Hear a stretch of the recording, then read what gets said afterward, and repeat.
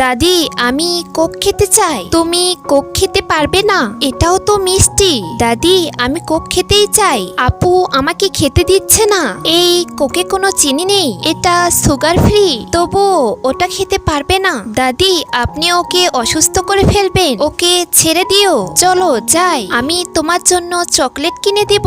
জিতুকে দেব না। দাদি আমার ঘুম পাচ্ছে, চলো। তুমি বাহ, এখানে মিল্ক টি আছে, আমি মিল্ক টি খেতে চাই। কি করছো তুমি? এটা কার বাচ্চা? কি অসভ্য।